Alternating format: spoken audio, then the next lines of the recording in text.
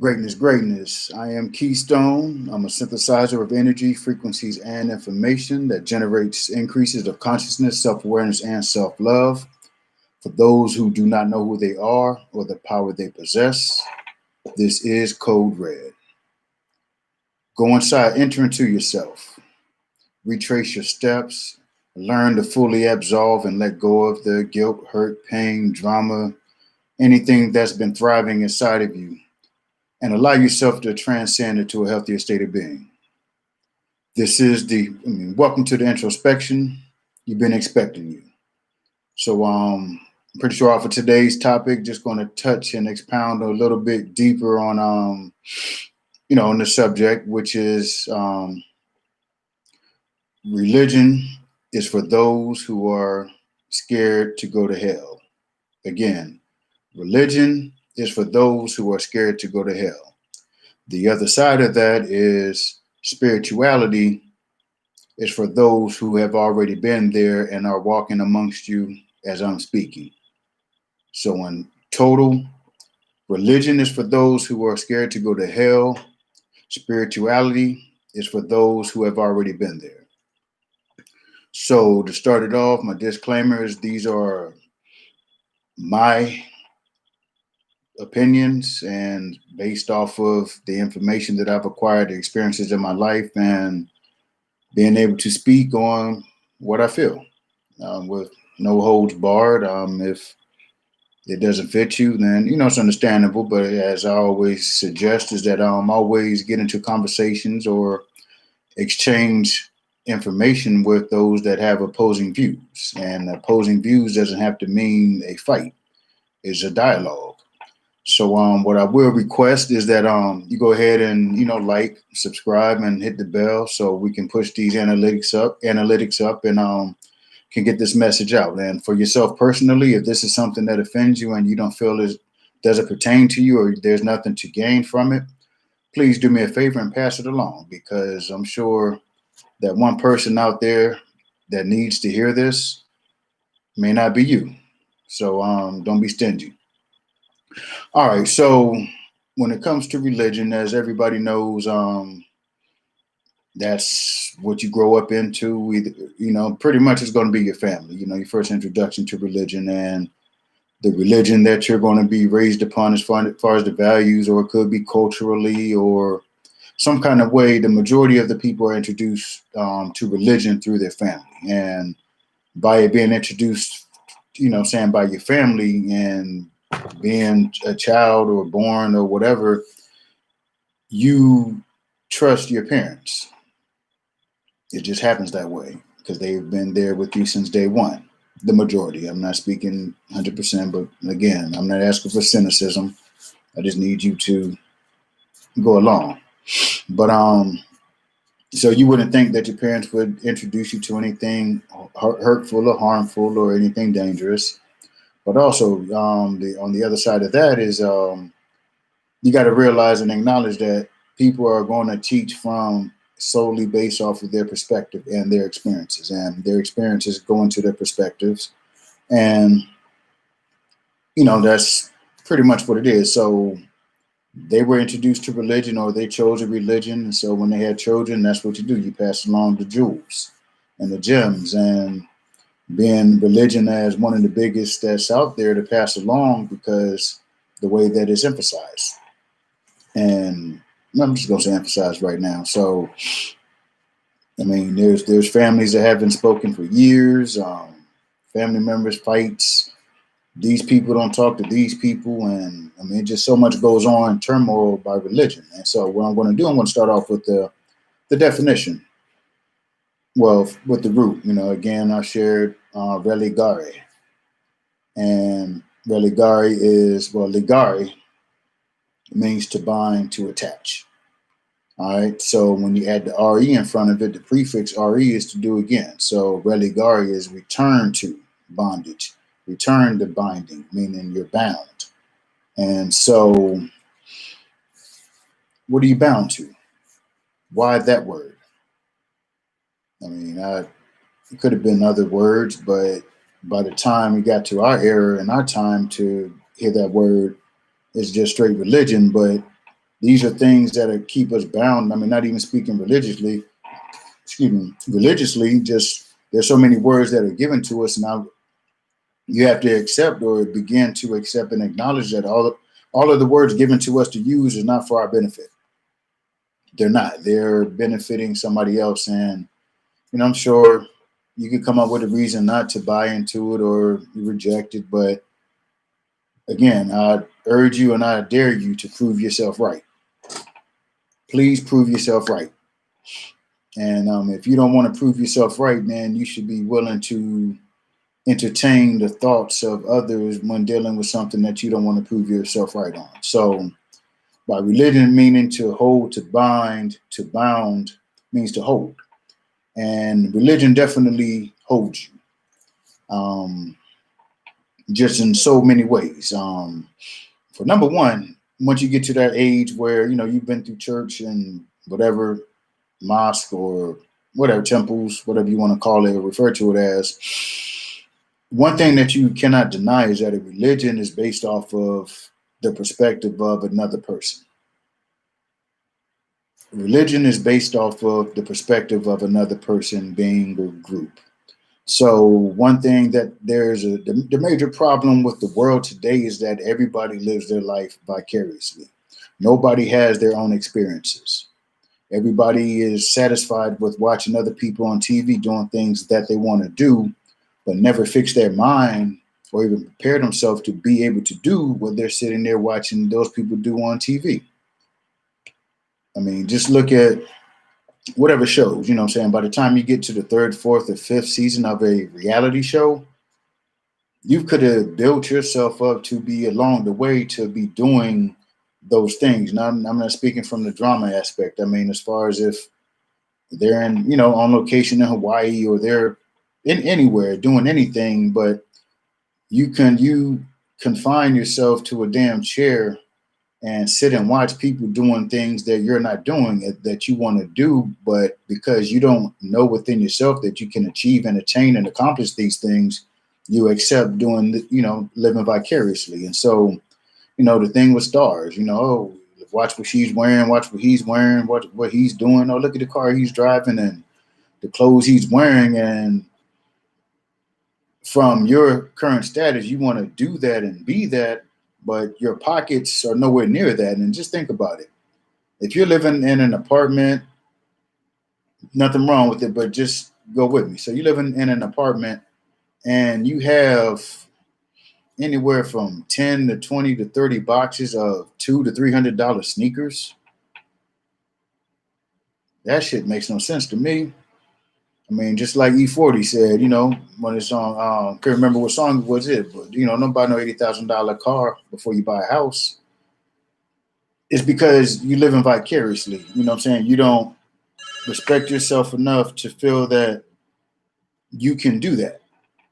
So rather than build yourself up within, you're just going to surround yourself with it. But the thing that is the most damaging is that being trained or conditioned to live life vicariously, you neglect inside. And so religion, the way religion is given to you, people will talk is love, and in some aspects of religion is love, they say love your man and love others, and they have the commandments and other things that sound and feel good. But when I remove myself from the church and looking at things on a quantum scale, not linear, when you're in church, you have to look linear, because if you go outside of that lane, you're going to get smacked to get back in line. And whether it's physically or emotionally, psychologically, you need to get in line. You know what I'm saying? Why you going to ask these questions? Why you thinking like that? You shouldn't do that. You shouldn't. I mean, so many rules that if God is full of love and we're of God, then anything that we do, he already, if he's all knowing, he knows what we're going to do. So why would he be upset? If he's there to forgive us and whatever stuff comes with it. But what I've come to find out is that religion is based off of fear. And that's the driving point of religion is fear. You know, you don't do this, you don't say that, because you're going to go to hell. You're going to go to hell.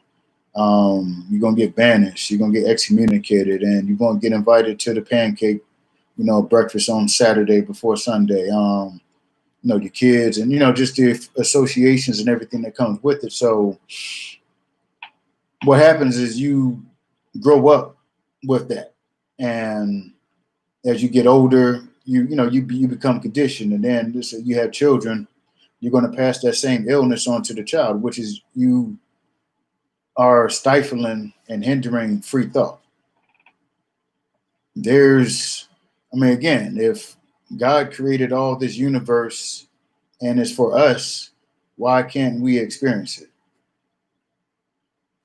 Because another man says so. And the thing that I was able to recognize is that honestly, it didn't make sense. A lot of it didn't make sense, but because, you grow up and that's the church and that's what you're told to do, you roll with it. But again, where I was in life, I was not in a healthy place. And a lot of things did not make sense to me. And that was leading up to this point. But yeah, I was beneath the ground watching the Beatles walk above me.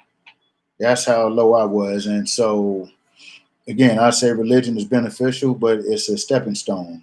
And that's what it ended up being for me. But at the time, to get myself to where I was ready to improve, enhance, evolve, church was the way that I knew. And it's very beneficial. But to a point. See, the thing, when I got to that point where I had to make a decision whether to leave or stay, because I came in wanting the truth.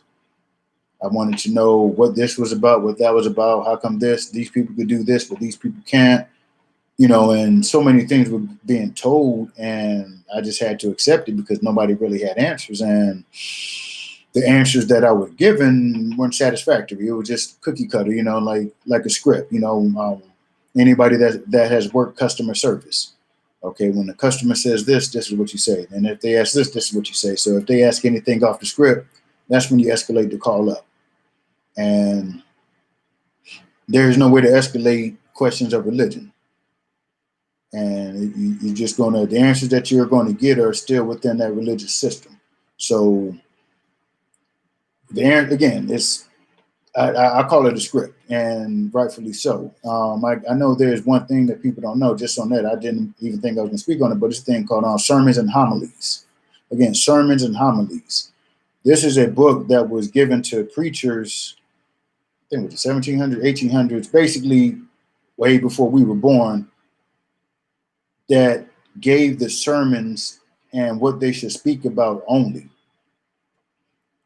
So I found this out after the fact, but that just popped in my head, so I had to express it before I forgot it. I'm gonna go back on it, but religion has to keep you in a box, and when you get out of that box or start to shake the box, it's uncomfortable, because if you get outside of that box, they have to reel you back in. And again, the fear is the only thing that will reel you back in. You step out of religion and you look at things and you see that everything is of love and you're of love. That's something totally different. Again, if religion is as it should be, why is that the cause for every war? The great majority of wars are because your God or your deity is different than mine. You believe this and I believe that. So I got to kill you because mine is more dominant or mine is correct. But where's the conversation? So what isn't noticed or even given a chance to find out or discover is that there are more similarities than differences. And all of the differences are what you are used as excuses or driving points to, to kill or to do something as an excuse. And so, with, excuse me.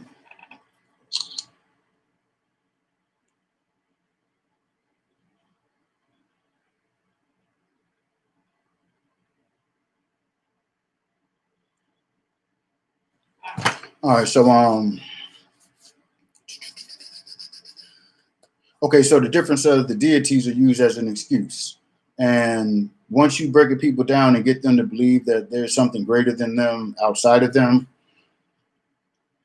you pretty much can control them. If you can control what a person, who they pray to or who they worship or who they admire, you got that person. There's nothing about it that can be disputed. So if I can get you to believe or to buy into this is who is your creator, your greater person, your greater being, who's your God. Again, the word God comes from good, German word, is German root, is nomadic. Odin, the gods, and again, they're nouns. They're not names, and so when they tell you God's name or say God's name in vain, how do you know if you're blasphemizing God's name when you don't even know his name? So by you using the word God, it's just a word. And good, G-O-O-D, they just removed the O and made it God. That's it. And that's put before you by these people, so on and so forth, but that's truly what it is. So by everybody having a different thing that they pray to, then that becomes the battle. So it's my side against your side. And again, we're all one. We're all one of love. And the more that you can divide something, the weaker that it gets. So as a human beings, a species, there's so many things that can divide us, but there's way more things that can unite us. And so by focusing on the things that divide us, that definitely makes us weaker. And religion is the biggest one. So right off the bat, by you believing in Jesus, you believing in Muhammad, you believe in what do you believe in? Moses. I think it's Moses, Jews, but different entities. And rather than seeking similarities, you want to seek differences. And by seeking differences, that allows you to feel a certain way. That's more or less like an excuse. So I don't like him or her because this is what they believe and this is what I believe. So that's different. So rather than discussing the similarities or even just to be aware, what I'm saying? I'm not saying you have to believe what they believe, but at least have a comprehension of it so you can respect that. Okay, this is why they believe this. This is why they do this. So once you seek clarity rather than confusion, it actually even benefits you even more than them. So, like I said, the thing with religion is that it's, good gosh, it's ridiculous. Again, I said it's a stepping stone, but that's the way it should be. So, all right, the church. So you've been going to church since you've been 5 years old. You've been studying and learning the same exact stuff that you've been learning since you were 5 years old. You're a 60-year-old man or woman now, and what is different about what you're learning from the time you was 5 years old to the time that you're 60 years old? Absolutely nothing. You've been sitting in that same chair, or maybe a different church if you move, but you've been listening to the same stuff, doing the same thing. Where's the growth? Again, Religare, return to binding, keep you bound. Again, this is that self-work. This is all on you. What do you desire? Are you desiring to just be accepted by a group of people that are doing the exact same thing as you, as far as just accepting what's told to them without actually checking it out for yourself? Or do you want to grow? And when I went to church on my own before, before I left, growing up, went to church, and my parents, I love them for it, but I got to experience different religions. I'm sure we did the Baptist, the AME, so on and so forth. And Jehovah's Witnesses, we studied with them for 2 years. So I got to see a variety of religions. And, granted, yeah, everything was Jesus and God, but just the differences between those religions. Like I said, Jehovah's Witnesses, all I knew when at that age, I was like, I think it was like 11 through 12, 11 before 13. So somewhere between 11, 12, 13. All I knew about Jehovah's Witnesses was they didn't celebrate Christmas, or they didn't celebrate holidays. And they knocked on your door. So, what I'm saying? So that was what I heard, so, okay. So when we studied with them, that was in my mind, like, okay, they don't celebrate holidays and they don't celebrate Christmas. And so when going through the studies or the lessons, it was interesting because that actually honestly began me looking at things and began to ask questions. And actually, that's when I started looking for answers. So remember, he's like, okay, so what does a Christmas tree represent? What's the purpose of the Christmas tree? I was like, damn, I never thought about that. What's the purpose of the wreath and the star and so on and so forth? So it was like, okay, so like I said, I'm 11, 12, 13-year-old mindset, but still that made plenty of sense because, all right, so people are complaining about them not celebrating Christmas. So what is Christmas really about? Is it, what they tell us, it's the season because it's Jesus' birthday and, so on and so forth? Or is it just whatever somebody said and everybody just following it? So that, amongst other things, just as a small example, got me to look at things critically. And so find out the tree, it's like, damn, I wonder how many people know that. So, in school, bring it up. And so once the conversation could happen, but once you tie that label, that box, say Jehovah's Witness, I knew it, so the whole atmosphere changed. And so now everything they think about Jehovah's Witnesses is splattered on you. And damn, I just wanted to conversate, just ask different things. And I believe they don't do blood transfusions and speaking in tongues. So there are things that people just readily accept, but don't understand or comprehend why or how that came about, or even, where did it come from? So, we're looking at that, critically and, growing up. So when it came to religion, I looked at things differently. So if I wasn't invited or asked to go, I didn't go to church until, like I said, till recently, some years ago when my earth got shifted. And I started going on my own because I used to joke with myself. I knew when God was ready for me, he was going to tap me on the shoulder and, say, let's go. It's your time. Let's go, Keystone. So shake it off and here we go. But when that event took place, it wasn't the shake that the tap on the shoulder, as I explained before. It was the smack in the back of the head and the kick. And I said, hey, well, here we go. So I went to church on my own every Sunday, taking my notes for 2 years. That was my routine. And my thing was self-improvement. I need to find out what's going on. I need to prepare myself. And once I repair myself, I'm going to be able to assist others to help them repair themselves. And we're going to build and do this thing in a religious manner. And I said, I went to church. I attempted to speak tongues. I raised my hand and stomped my feet, and hella uncomfortable for me because I remember being little, just looking at these older ladies and everybody falling out. Like, good God, what's wrong with them? So I opened myself up. Like, hey, okay, this is where it's at. I'm at this age, and okay, stop. It's time to stop doing the stuff I was doing. So I'm going in, and again, I take notes.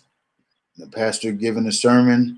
Then within 6 weeks, between 4 to 6 weeks later, he used the same exact sermon for the message, and same scripture for the message or sermon. And I recall it because again, I take notes, and so flipped and looked to make sure. Like, damn.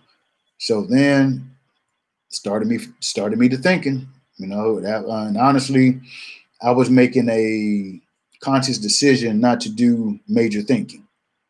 So when I tell people that when you go to church, you have to check your brain in at the door, to me, you literally have to do, because you go to church and there's things that happen and things that are said that if you don't question, you're just going to accept. And I'm not doing that anymore. So I began looking at things different critically now. Like, okay, with this big ass Bible, all of these scriptures in it and 66 books, and that alone, the number 33, Old Testament, New Testament, but I'm gonna leave that alone. And so within those 66 books, I mean, shoot, there's a minimum, just being funny, 10 scriptures in at least. So that's 660 books. So that means that every Sunday you could have went 3 years without repeating a scripture. In my mind, how I processed it. But like I said, it's a big ass book, but within 6 weeks, you're gonna go back and use that same scripture in a different message. And so right there, that began me to be like, okay, this isn't starting. I'm not gonna say it don't make sense, but it shouldn't happen to me, because with all of these books and chapters and scriptures and so on and so forth, I feel that, like I said, minimum a year before you use that again. But I know people are going to say, oh, well, depending on the context of the sermon and so on and so forth. Again, 66 books, you don't have to use the same one. That's just me. I mean, you can let them read you that same verse 20,000 different ways and splice it and dice it, and you're still going to sit your ass there and not think critically and not say, well, damn, this is the same one from yesterday, but now, or last week, he's doing something different with it. So that started me looking at things. And so once that happened, it was like, here we go.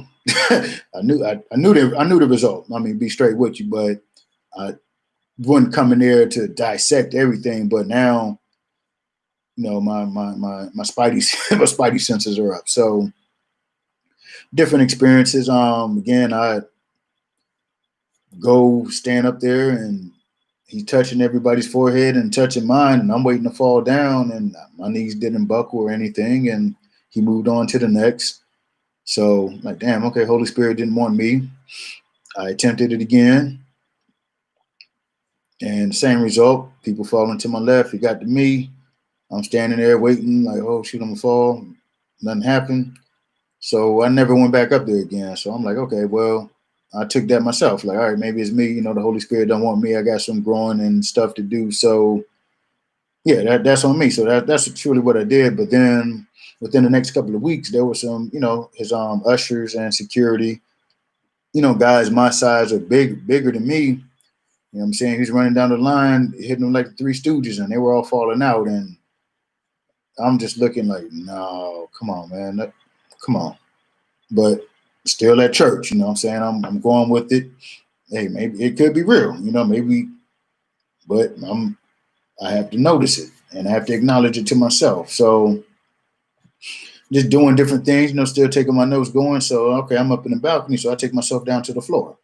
All right, let me go sit down on the floor where all the church people at, all the people that's been here for years and so on and so forth. The people that I've been watching from the balcony for like my first year and some change, So I finally got the nerve to go down there and, okay, this must be where the Holy Ghost is at.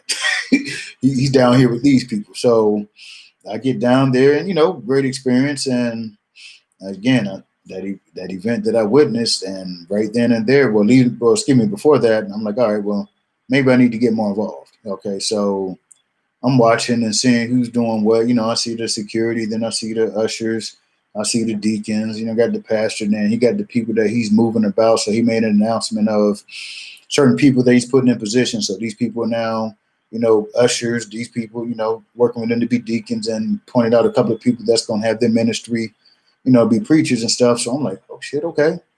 All right, yeah, that'll word. Okay, so let me work my way up through the ranks. So that's, around the time I went on the floor, get around the people, let the Holy Ghost get on me. And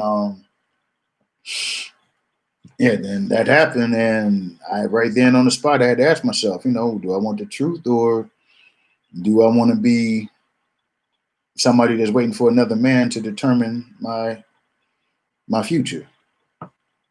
And I had to bounce. I had to go find out for myself. Again, I got to a point, never going to say that I outgrew the church, but I outgrew that truth that the church was teaching. Like I said, great messages, outstanding messages. But my thing is, again, you're 5 years old and you're 60. You haven't learned anything differently. See, what it is that church is, I like it to a TV show.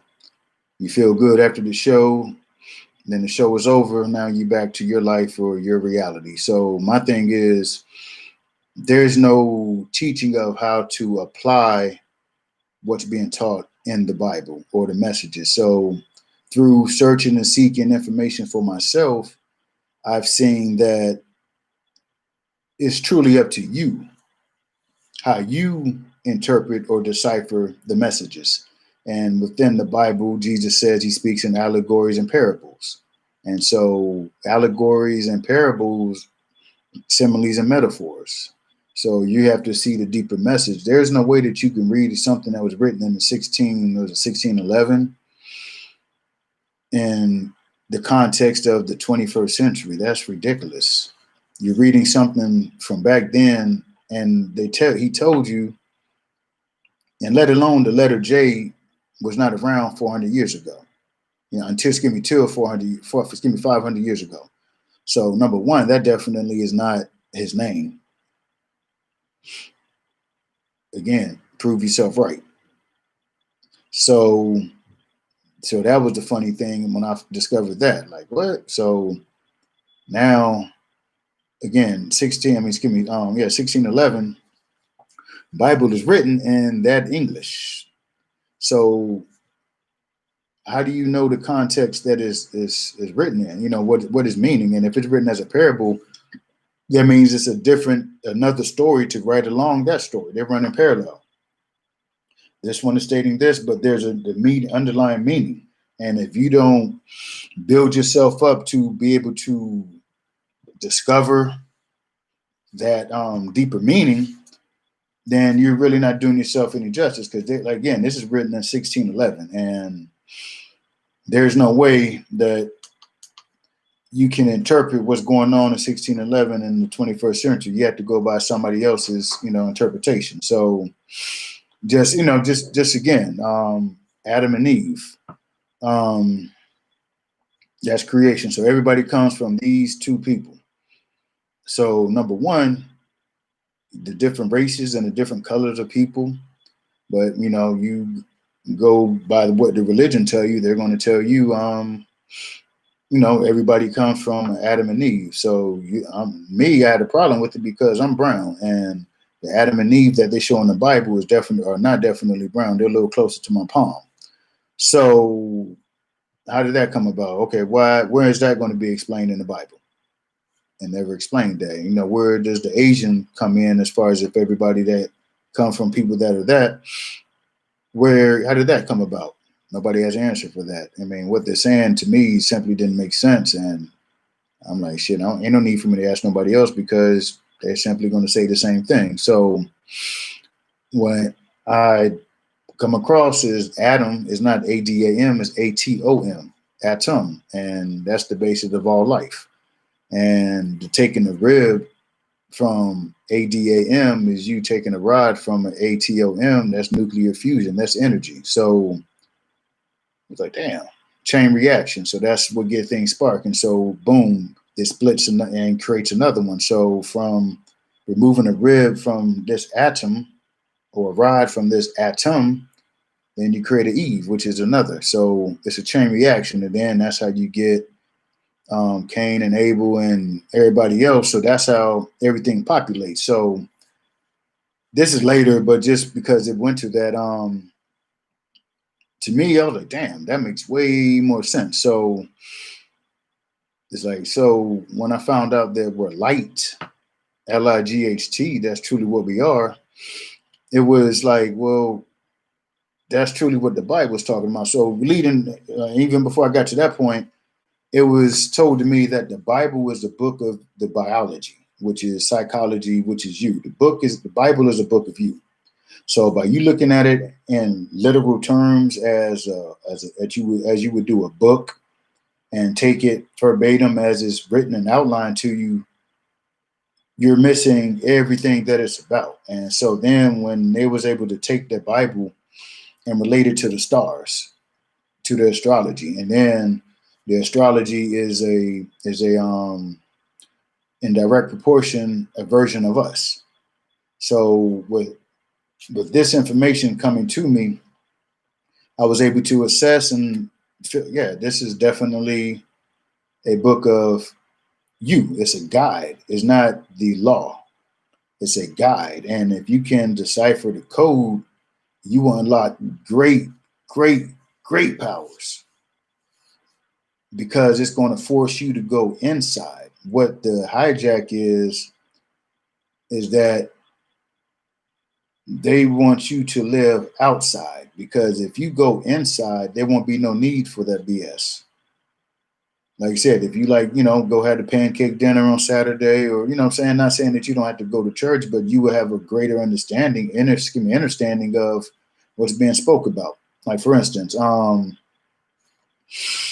when, like I said, I'm not super Bible guy. I could just talk, paraphrase, and those that, Bible thumpers can give you the scriptures and the chapters. But when I understood that, okay, Jesus, sorry, for instance, the painting, the Last Supper, when, Jesus is in the middle and you got 6 to the left and 6 to the right. And when it was broke down that each one of those disciples are a month of the year. And then with them being a month of the year, you got your spring, summer, fall, winter. Those get broke down to those sections. And so I'm like, damn, what? Never knew that. It was the Last Supper. So, like I said, everything is coded. And so these that has that deeper knowledge, that deeper information, they have that information they're not sharing with you. You have to desire to go discover that for yourself. So that alone was honestly mind-blowing, because it made so much sense. So, okay, so then you start looking at the numbers associated with the Bible, within the context of the Bible. So like I said, you got, and then let alone Jesus, the Son of God. So the Son of God is S-O-N of God. And so putting them words together, like son and son, just because they changed the vowel, and do know that ancient languages did not have vowels. So the power is in the consonants. That's where the powers of the words come from. So by them changing the vowel, that's just fooling you, because you're reading by sight, but you're not reading from inside. So the S-O-N is the S-U-N. So I was aware of that by the time I got to see that as far as the Last Supper picture or painting. So it was easy to accept, like, okay, so these 3 months, those are the spring months. And then within that, the zodiacs. And so I started to see the pattern. All right, so S-U-N. And then the other one is when they said the sun walked on water. The light reflection walks on water. And then, like I said, so being the sun, to give life, if the sun disappeared, everybody would die within a matter of however long you could survive in the dark and cold. The sun gives life. Look at the plants, the trees, they all need the sun, the rays of the sun, the energy. So within that, then like I said, the numbers. And so once I got a grasp and accepted that understanding that the Bible was really about your brain and your mind. So this was when it really took off, when found out what the true baptism is. So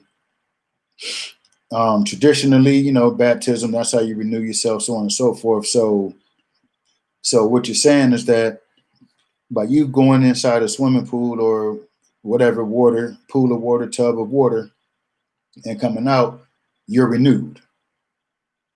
That's BS, because any change has to be from within. Just because you took off your, your work clothes, you do construction work, and you go put on a three-piece suit, you're still the same person, just in different clothing. Even if you feel differently, because of the clothing, but that's because you're allowing something outside of you to infect the inside of you. You're not showing the inside of you and expounding it or expressing it outwardly. You're absorbing. So when found out what, saying the baptism is, so your cerebral spinal fluid. So it's your energy. So when we're energetic beings, and we're not taught that at all. Everything that we do is mysterious. We're here by accident. So it's kind of like a 50-50. We're half evolved and we're half created. You got what I'm saying? So it's that happy medium. So going off of the word we're taught, we were created, but then we're here by happenstance because all this chaos and stuff going on in the universe and things colliding and dust and all kind of stuff. But you got this book that's saying you're created. Which one is it? So within that, this was the mind blowing. So I share with people my theory. Again, this is from me. So when it comes to creation, we came from the word. So the Big Bang theory, you know what I'm saying? So to me, the Big Bang theory is when the man ejaculates in the woman. So when he busts off, the light is life. Again, light is life. So the light entered darkness, which is the womb. Once it collided with the egg, that's the explosion, and life spawned from that point forward. And then again, that's me. You may not subscribe to it. You may think whatever, the collisions up in the universe and the stars and all this mess. But to me, what I've experienced is that I know that when a man ejaculates, that's light. And that egg is no good until it gets that sperm. Then once that sperm hits it, then it's fusion and starts, what is it? Not mitosis. That could be it, but those that have children definitely know something grows inside of them once that sperm hit that egg. So to me, that's how I was able to put it together. I was like, well, damn, that must be the Big Bang theory. But I was only able to come to that by allowing myself to obtain and attain information without judging it, and allowing myself to think freely without the permission of a church person, another man. So that made plenty sense to me. Like, okay, I definitely can see that. There's nothing that can change that out of my mind. So within seeing that, so again, we're energy. So we have the thing of our spine. So, you got your kundalini, which are your chakras.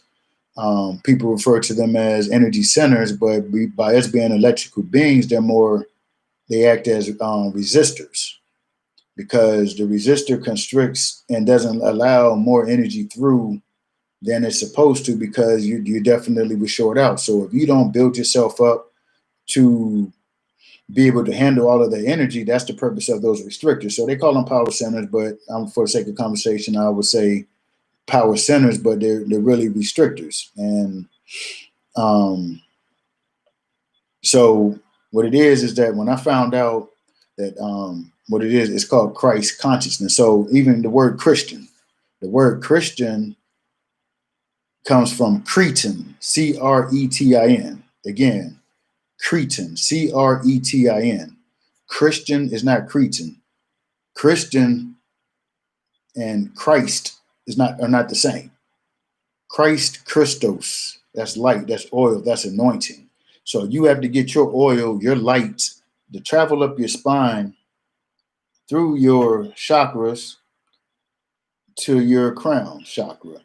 And your cerebral fluid, once you get it up your spine, it's going to release itself back over your brain. That's the renewing. That's how you baptize your brain. That's how you renew it. That's how you improve it. You have to be able to generate your energy, and then by you awakening, then that's going to lead to you being able to open your first eye, your pineal gland. Again, in the Bible, when thine eye is single, the body will be filled with light. When and where does the church teach you about thine eye? They would tell it to you. They would read it. but they want to expound upon it, because then that's going to open up that can of worms. But what's the pineal gland? Okay, well, how come that has to be open? How can that be open? Did we know we had that? Did you know we had that? And so that's a can of worms that's best left tight, tight, tight, tight. You don't want to open that, because once you open that, it's going to lead to all kind of other questions. And then once the questions start beginning to get asked, you can see that you're avoiding it, and that's going to just, and for real, the pastors, deacons, bishops, no disrespect, but you got to teach people about themselves and stop the vicarious living through somebody else. And even the brown people, the copper colored people. I mean, look at religion. Before Christianity did not exist in our life, no kind of way. We're spiritual beings. We deal with spirituality. We deal with the spirit. We deal with energy. We tapped into the earth. And what was allowed to happen was the reverse. They was able to take something spiritual and they made it physical, and that's what happened. So by not allowing yourself to grow spiritually and look at things physically, that's where all of this comes from. And that only happens when there's hidden information, whether the person knows it or not. That's what's going on. And if they do know it, where's the conscious? So be straight, be real. If you have information that you're withholding, let it be known. But I see it's safer to not deal with it until it's presented. So again, ask questions. So again, the cerebrospinal fluid, the land of milk and honey. You know what I'm saying? The honey, or the milk secretion, that's on your brain. That's it. You have to get your light, and that's how you get to Christ consciousness. That's how you open up, and that's how you get to see things. That's how you become Christ-like, Christ conscious, whole brain activation. That's when you are able to see things. You're clairvoyant, excuse me. You remove yourself from being the man. So it's your brain. So with the brain, so now, again, attaching the Bible to the biology. Jesus, so like I said, it's all numbers. Every time Jesus is around, there's always 12 disciples. The numbers are 12, 12, 12. There's 12 months, 12 zodiac signs. And then directed to the biology, Christ oil, your anointing, is your brain. Your brain has 12 cranial nerves. Are you aware of that? And I'm sure if you are aware of it, it wasn't related to what I'm speaking on now. Your brain has 12 cranial nerves, and a disciple is subject to Jesus.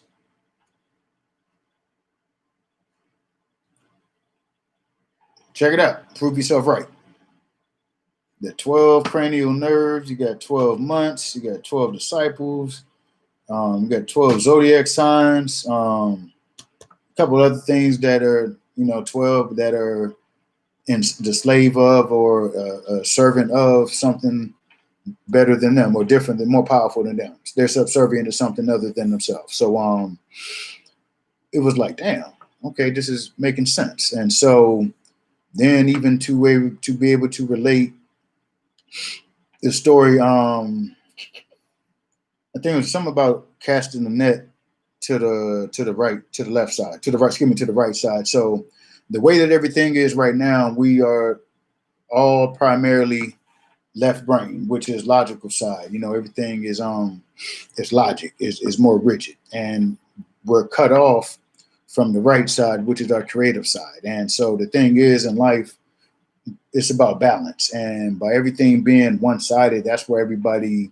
that's primarily a left-sided person, or operates on the left side primarily, buys into anything on TV that they give you that pumps fear, because you don't have the ability to think beyond or see beyond, because it's logical. And so you're just going to accept what it is. You don't know that there is another way of looking at things, because you get pumped into fear, and that's where you choose to remain. So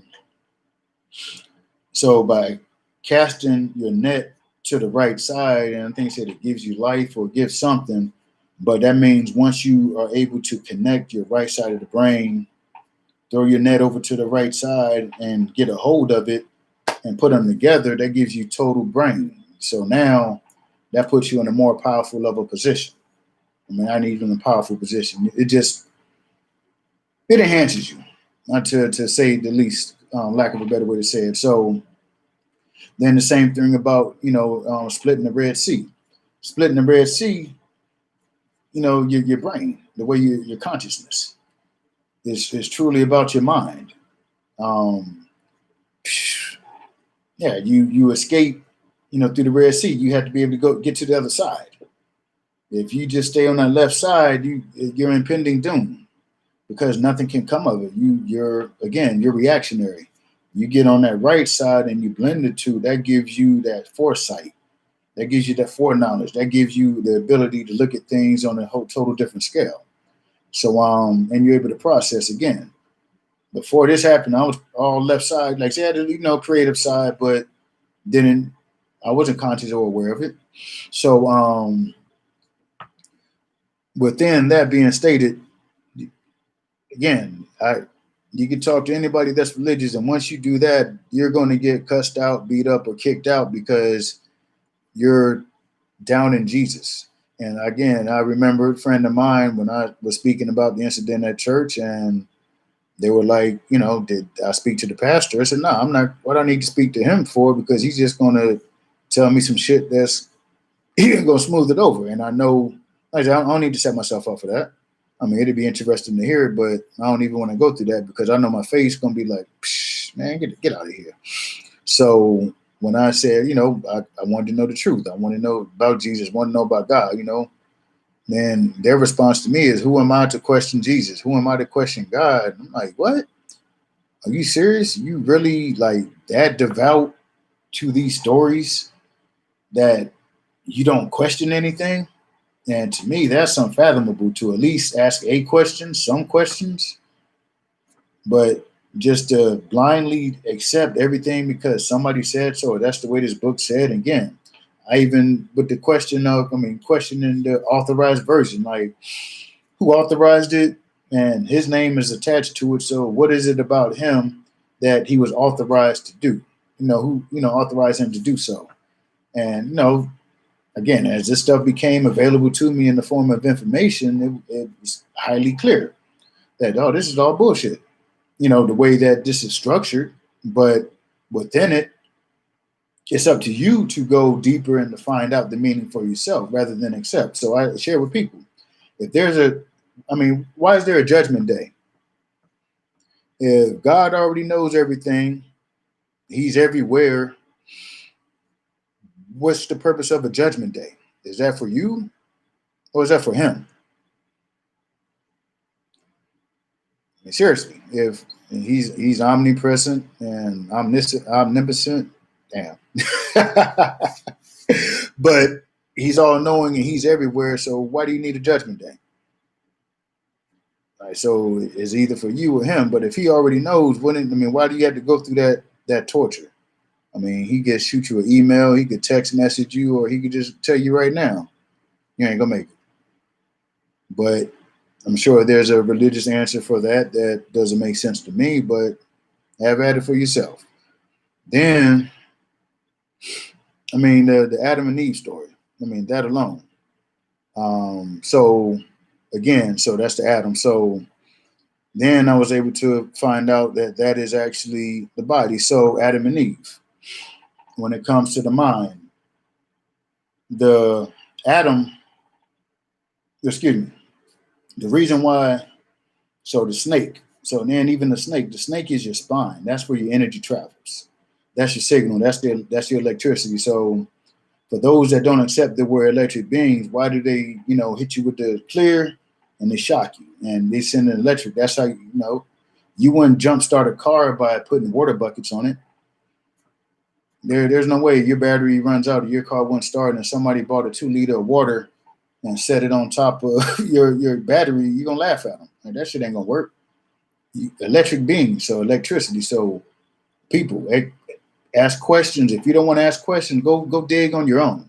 And the more that you discover and uncover and reveal, you're going to realize like nothing is what it was told to you as. So you've been an electric being. So the snake is actually the energy from your spine. So the reason why, so the temptation of the apple, that's really all it is. So that's just an example of fruit. That's something that you desire. So the fruit is actually a desire. Whatever you desire, it's on you. But truly, that's what the fruit represents, a desire. So the energy, once that impulse came, traveled up the spine, so it hit the mind. So Eve is the mind. That's what Eve is. Eve represents the mind. Adam represents the physical. So the snake hit the mind. So the mind, hey, you want this. So the apple, just stay with the story. All right. So the mind said, yeah, I want that apple. So then after the mind made his mind up, the physical act had to happen. And that's what Adam is. That's what it is. So everything, all these stories and allegories are a direct story about yourself. I mean, later on, I'm gonna go into the numbers, exactly what the numbers mean. But just this one, as far as a good one for you, is the number 9. The number 9 is life. Whenever you see the numbers that add up to the number 9, that's about life. Man. When they say that the mark of the beast, 666, 18 is 9. That's life. That's just the I guess we want to call it the negative side of life. But then the chosen number that are going to be saved is 1,444. So that's your polarity. You got your energy on the negative side, and you got your energy on what's called the positive side. Shoot, like I said, there are more, but you see, I didn't know where I was going to go with this. So, in the future, I will be having more structured shows as the team is building and we're building, doing behind the scenes. Just right now, again, I'm just punching in, jumping in the booth and spitting. And so once I structure shows, I'll be screen sharing and you'll be able to read and go along, and you'll be able to definitely delve in for yourself. But the purpose of what I'm doing right now is just to soften your ears so you can be able to accept, or not even accept, that this will not. So when information really hits you, it won't be the first time you hear it. So this is just to get you to desire to want to prove yourself right. Again, once you begin to start proving yourself wrong, you're going to see that things are not where they are. So again, the number 9, anytime you see, add the numbers up and signify it, make it a single number, is dealing with life. I mean, it's dealing with life. So then even for the Bible, anytime there's something mentioned about a mountain, that's a struggle. That's an obstacle. That's it. So the mountain, the struggle, that's what it is. It's a struggle. It's something you have to achieve, something you have to overcome.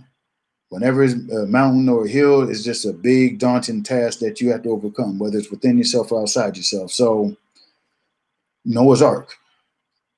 Noah's Ark is relating to your mind. The storm that is coming are the trials and tribulations of life. So you have to build that ark, which is your escape. So you build that ark. As far as the animals, I actually never researched and went into the animals, but definitely the ark is your mind. So when the storm comes, you have to be able to protect yourself and basically rise above and use those troubles to raise you.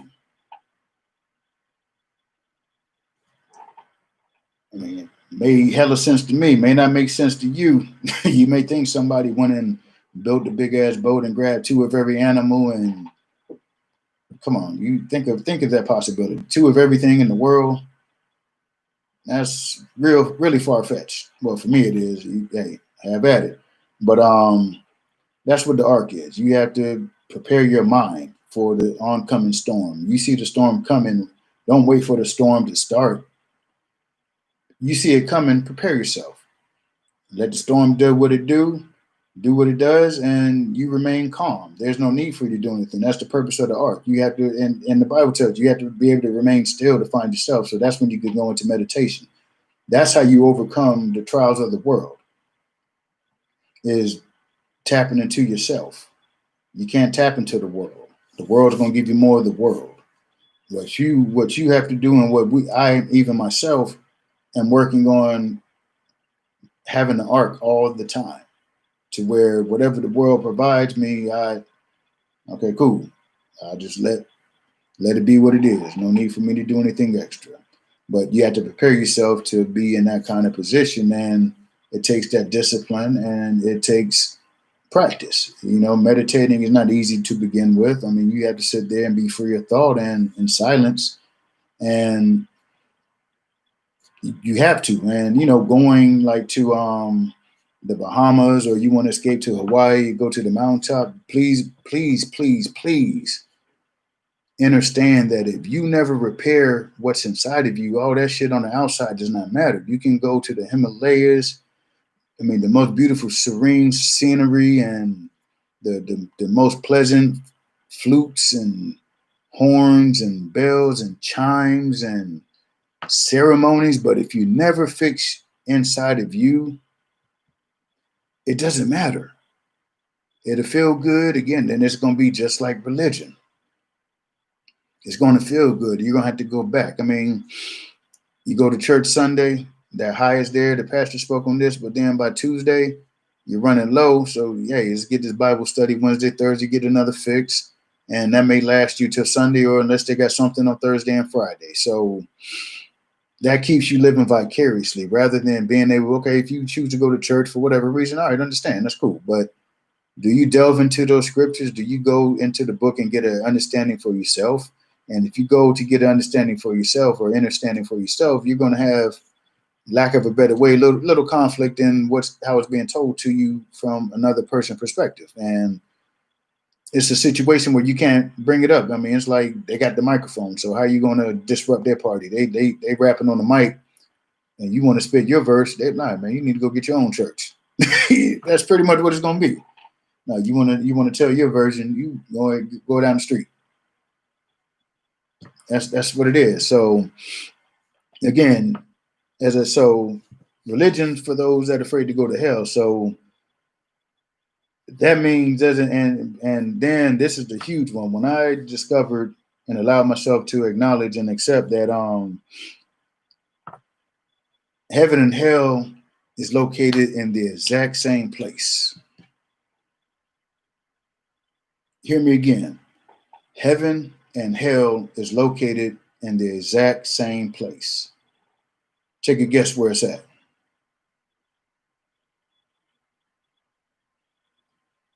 In between your ears. It's all what you think. You have an experience and you don't enjoy it, you can say it was hell. You have an experience and you love it, that's heaven. Heaven and hell are not physical locations.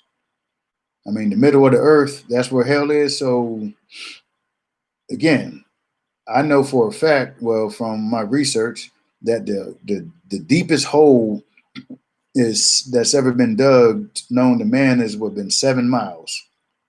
It could be 8 now. So okay, so 8 miles. But when you come up in school, they give you the layers of the crust, and then you got this layer, and then this layer, then you got the mantle, and then you got the core. But the thing is, nobody knows if the world is round or spherical, which is a ball, or is it flat, not like a table, but damn sure not like a ball. There's no agreement on it. People have perceptions, but the majority of people's perceptions are what they were taught in school, and to go against that causes cognitive dissonance. So by you being taught this and it being hammered into you all through your life, it's difficult and it's uncomfortable to think something else. I mean, just really think about it. Just the world, the globe spinning, and then to find out that it's a possibility that it's stationary, and that the sun and moon revolves around the land, and that's total different. So when we were taught about flat earth, they always showed the picture of boats falling off. So that's That's that mind fuckery. So if somebody tells you that it's flat, that's what you think. Oh, if it was flat, but again, prove yourself right. Grab information. Don't grab from the same source, and don't grab the information that's what you agree with. You know what I'm saying? If you want to go a little more in depth as far as what you believe, yeah, do that. But see what the other side says. Give it a shot. See what happens. And if you prove yourself right, then you are even more better for it. Don't you agree? So again, heaven and hell is what you think it is. That's it. You make a decision. You can choose, hell on earth or heaven on earth. It's all on you. So get control of your mind, because as long as you don't control it, as you see, there are plenty of people waiting in line. Plenty of people. And again, I'll share with you what I tell anybody that I know personally. When you're ready to improve or evolve and grow, and whoever or whatever you're into that's aiding you or assisting you, if they do not direct you back to you, that's you. If they do not direct you back to you, turn around and run. Because there's no way that you can correct anything inside of you. Anything outside of you without going inside first. But I do give this piece of caution that there's no such thing as what did it say? Dropping a habit or quitting a habit or something of that. So religion is a habit. That's something that's in your routine. That's something that you do, something that you think. So what has to happen is that you don't stop a habit, you have to replace it.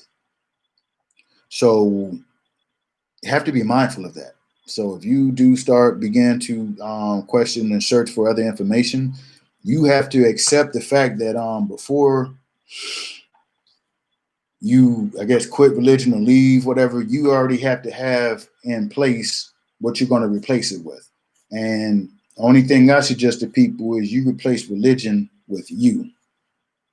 So rather than studying what religion is talking about, or granted, like I said, it's a guide, it's a parable, and there are deeper meanings to everything that's in that Bible. If they tell you to read it literally, turn your ass around and run fast, faster, go. Because they're going to reel you back in, and sure, you've been doing it all your life. So it's going to be easy to go back. Again, religion is for people that are afraid to go to hell. Spirituality are for those that's been there. I've been to hell, I think about 2 times. This last time was my last time. I accept who I am. I'm one of God. And you can be offended by me calling myself a God. That's on you for denying yourself. That's all sin is. Sin is rejection of yourself. You're lot. You were here to rule. You're one of God. But you subdued yourself, and you're allowing a mortal man to override you, to oppress you, to stand on top of you, to tell you what you're going to do because you don't know who you are. Find out who you are. Again, go get into these conversations. Go have dialogue. Go grab information. Go challenge yourself. Challenge those around you. And granted, yeah, they may not, speak on you in a good way, but that's them. They have the opportunity to choose what they want out of their life. Again, Judgment Day. How does that make sense? If God knows everything, why does there have to be a Judgment Day? He already knows what you've done. He knows what you're going to do. He can see everything before and all this other stuff. Come on, man. Come on, people. We got to bring thinking back. We got to bring thinking back, and reading and writing and communicating and exchanging information. Right now, there's no exchange of great information, healthy information, nothing beneficial. Just anything that's what they put on TV to entertain you and to keep you bogged down in somebody else's life, living vicariously. And even living life vicariously, again, Sunday worship. If you go by the Torah or the older text, the Sabbath, Sabado for Spanish, 7, Saturday. The first day of the week is Sunday. So the Catholics said they're going to worship on Sunday, and they'll tell you it's in their doctrine. It's written. All of those that are choose to follow that are worshiping Sunday are under our influence. This is what we're doing. You can do Saturday worship, but if you're doing Sunday, that's because we're doing it.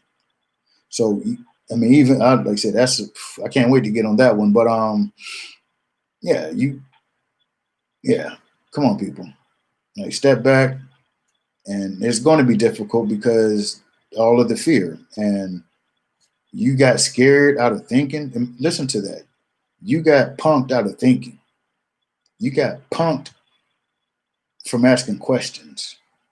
You got punked for thinking critically, all for the threat of. You don't even know if it's true or not. That's why they've asked you to believe. They tell you to believe. They tell you to hope. Those are powerless words. Powerless words. They have no power. They don't generate anything. Go find out. Investigate. That's a powerful word. That's action. You can sit on your knees, and like I said, it takes you. So again, it takes you. You can stay on your knees for 8 years and never move. When you stand up, your knees are going to be bumped up. But it's going to require you to take action. You have to take action. If you don't take action, you're just there. And, as you said, faith without works is dead. And it's telling you it takes action. The same thing with yourself. You have to take action to learn. You can't learn you through somebody else. So going back to the Catholic Church, the Pope says that he's the vicar of Christ on earth. Why do you need a vicar of Christ on earth if you're the brother of Jesus and Jesus is the Son of God? So he's the brother of you? If he's the vicar of Christ, unless my vocabulary is wrong and my definitions are wrong, or I have a miscomprehension of what that means, please correct me. But he's the vicar of Christ on earth. And he's going to be that until Christ returns. If you weren't aware of that, go check it out yourself. He is the vicar of Christ on earth, and he's going to be that until Christ returns. People, stop being treated like a fool. Refuse to be treated like a fool. If you get the information and you still want to be a fool, and with all due respect, hey, be so. But another man claims to be the vicar of Christ on earth, and you're Christ, his brother. So you got to worship your brother? That's truly what it is, but he calls himself the Father. And then in the Bible it says, don't call another man the Father. So many contradictions in the Bible, and within how things are structured. And then I just dropped this one as well. And I'll say that for later. But again, the vicar, vicarious, living through somebody else's experience. So he's your older brother until your older brother comes. Now, if you're thinking and truly believing that your older brother is coming, you wait. Keep waiting. So while you're waiting, these people are doing things to you repeatedly and constantly bombarding you because you're not thinking. That's all it is. Once you begin to think, it's empowering. And you may think you're thinking now, but believe me, you're not. If you're going and you're falling for all this stuff that they're giving you, you can't be thinking, not clearly or intellectually, intelligently. You're truly not. Definitely not critically. So again, religion are for those who are afraid to go to hell. That's why you refuse to ask questions and refuse to investigate, refuse to ruffle somebody's feathers when they get to talking religious stuff. Ask questions. And they tell you to go to the Bible. No, you please explain to me what that means. And again, it's always a deeper meaning. Surface level can mean whatever it says. Again, this is written in 1611. Again, imagine you reading something from 1904 and taking it literal today in the 21st century. So it's even more magnified from 1611. And it's his version, King James Version. So who version was it before King James version? Who was King James affiliated with? Check it out. You'll find out. You're gonna be you prove yourself right. Prove yourself right. You know what was going on to where somebody was in a position to give King James the authorization, and then who wrote the book? Because kings don't do that shit. So who wrote the book? I mean, is it possible there could be a guy named Shakespeare? I believe, but I know. Hey, check it out. So again, it's so many holes in all kind of stories, but when it's covered with fear, they take that knife and they slather fear over everything. Eventually, you got to shake that fear off of it and see the holes and begin to plug them in yourself. That's truly what you're going to have to do. There is no such thing as hell. Hell is all the same energy. It's all which energy is it going to be, the good side or the bad side? And really, there is no such thing as good and bad. It's all one energy. These are just words that were given to us. Again, all these words given to us are not for your benefit, they're for theirs. Find out more about your world. Find out more about yourself, your universe. Stop worrying about outer space. Again, you want to go to Mars, but you're not even able to be happy or content on Earth. That's because you don't know inside of you.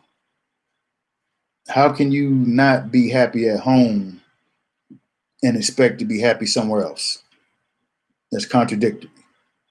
Once you're happy within yourself, the rest of the world is a breeze. Again, hell is what you make it and what you think it is. Heaven is what you make it and what you think it is. Stop being scared. I am Keystone. I'm a synthesizer of energy, frequencies, and information that generates increases of consciousness, self-awareness, and self-love for those who do not know who they are or the power they possess. This is Code Red. Hit like and subscribe, hit that notification. Let's get these analytics up and get this spread out. Again, this may not be the message for you, but somebody out there it is for. Help me reach my one person. Have a good day.